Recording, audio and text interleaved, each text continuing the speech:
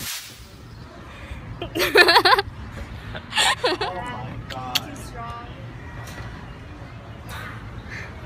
my name is Alyson, and today I'll be talking to you about one of the founders of modern social psychology. His name is Lewin. Oh look, here he is right now. Hello, I am Zadek Lewin and I come from a Jewish family in Poland. I got injured in World War I, so I had to move to Berlin in order to finish my PhD at the University of Berlin. I studied mathematics, science, and the world of psychology. Berlin would like to hand this award to Mr. Lewin for all of his hard work. Congratulations, sir. Alright, I want to thank the University of Berlin for presenting me this award. And thank also my guys there. As you guys have seen, Lewin is a very educated man. After he finished his PhD, he went on to becoming a professor in highly known universities in the United States of America. He was a visiting professor at Stanford University as well as Cornell University. Soon after, in August 1933, he fled Germany and arrived in the United States of America. Soon after that, he became a legal American citizen. After he became a legal citizen here in the U.S., he worked at the University of Iowa, in which he made many innovative studies of childhood socialization. I've done many innovative social studies on children and their behavior, and I strongly believe that a child's behavior in a given situation is the product of interacting forces.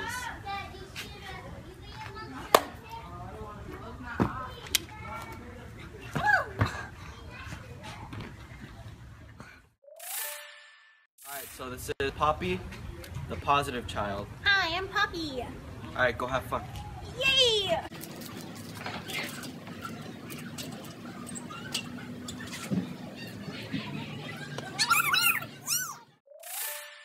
Alright, this is Neggy, the negative child, but she can't play because she needs to focus on her psych project. No, I want to play. Come back here. Sigmund Freud and Lewin's work are very similar due to the fact that they both use German traditions.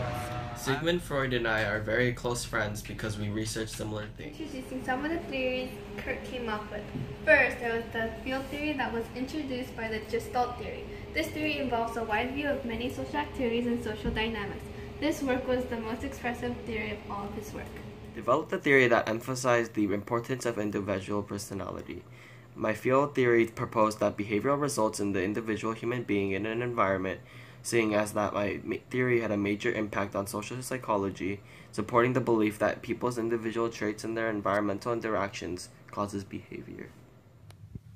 He began with behavior and what produces it, then moved on to the problems of how people perceive their own and others' behavior. In both world and laboratory, he held that a person's behavior is always oriented towards some goal. Kurt believed and followed the field principles, in which that instead of learning, knowing, and how the problem originated, it's better to understand how it would operate better. However, in field theory, there are three basic statements that exist within. The three statements are: 1. Behavior must be derived from a totality of coexisting facts, which means that one's personality or attitude is based upon the interaction of another. 2. These coexisting facts make up a dynamic field, which means that the state of any part of the field depends on every other part of it. Or in other words, this means that through the interaction with other human beings, teamwork is needed in order to succeed.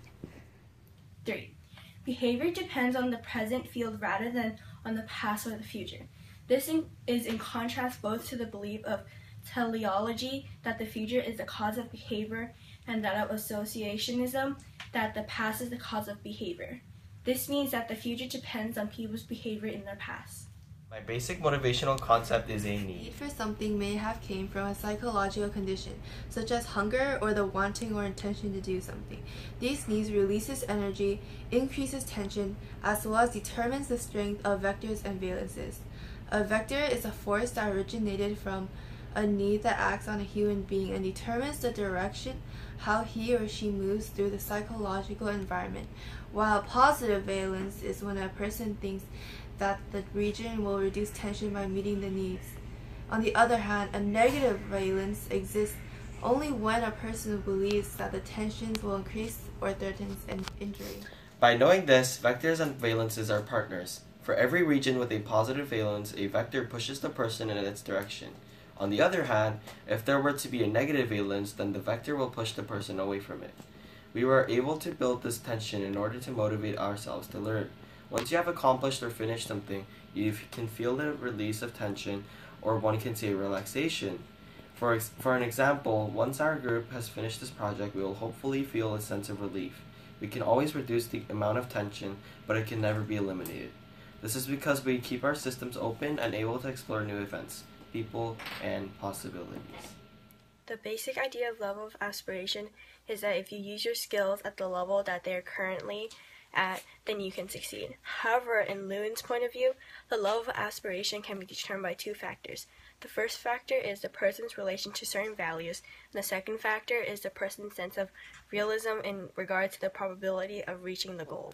I believe that any successful person will choose any type of goal, whether it to be a career goal or short-term goal, that are within their capacity to reach, and will raise these goals once having achieved them. It's better if one were to pick a goal that is not too exaggerated to the state where it is very difficult or almost impossible to achieve. For an example, in an experiment there would be people throwing balls into a can or bucket. Those who are most effective in their lives will most likely place the can or bucket right at the limit of their ability, while those who are less effective would place it so far away that there will be a low percentage for the ball to make it in.